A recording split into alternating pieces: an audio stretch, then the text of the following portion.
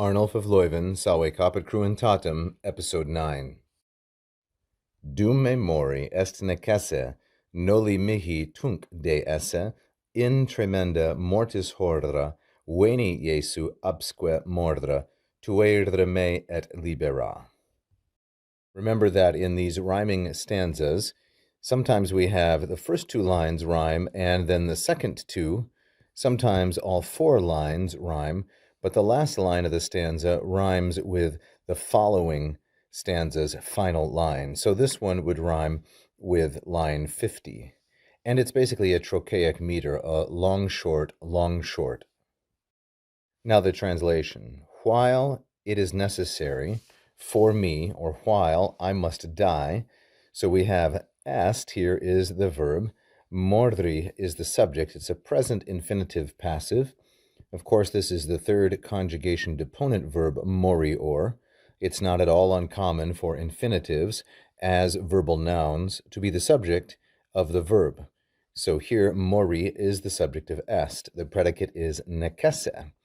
So the subject of mori is the accusative me, masculine singular and accusative. So that I die, this is necessary.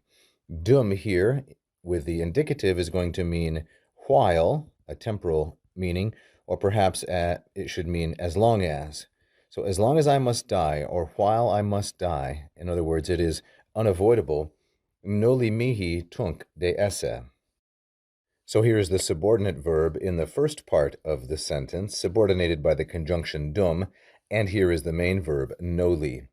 So noli is a second person singular. It's a second singular present imperative and active.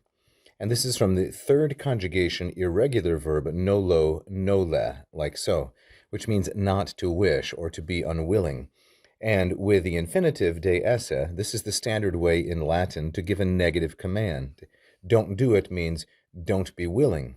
So at that time, tunc, don't be absent from me. That is, at the time of my death.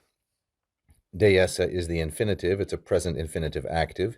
The first principal part, de sum, compound of sum, it means to be lacking or to be wanting, and it goes with the dative case. So mihi is masculine singular dative, and notice that it is in about the same portion of the line as me was in the prior line. So while I must die, please don't be absent from me. Don't fail me at that moment.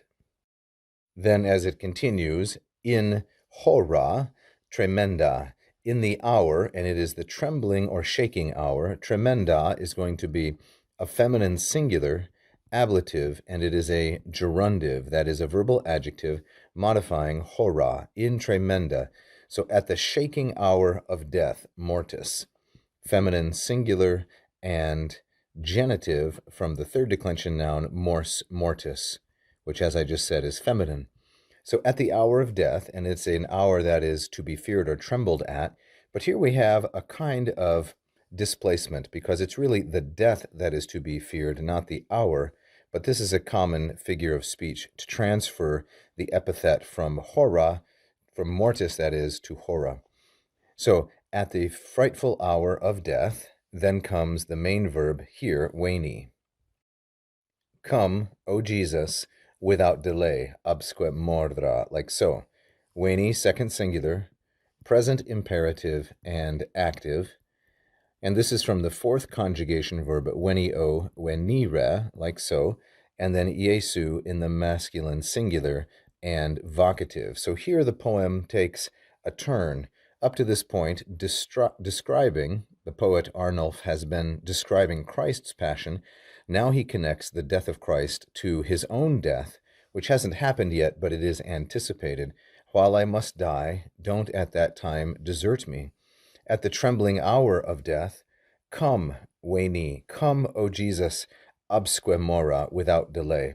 Absque here, this preposition, is a synonym of sine. Finally, the poem concludes, tuere me et libera. So this contains two infinitives, two imperatives, tuere and libera. Both of these are going to be second singular.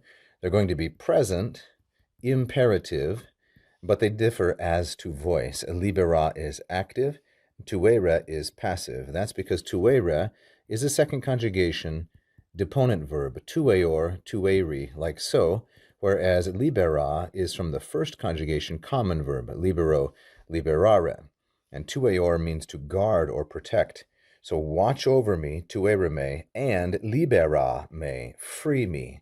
Me is masculine, singular, accusative, and of course refers to Arnulf, the author of the poem, who's mentioned here and here as well. Thank you so much for watching this free video. I hope that you learned a lot about the classical languages and advanced your knowledge and enjoyment. You can help us keep going with this instruction if you like this video and subscribe to the channel. We've had hundreds of thousands of views in the last 9 years, and we would really like to grow our number of subscribers.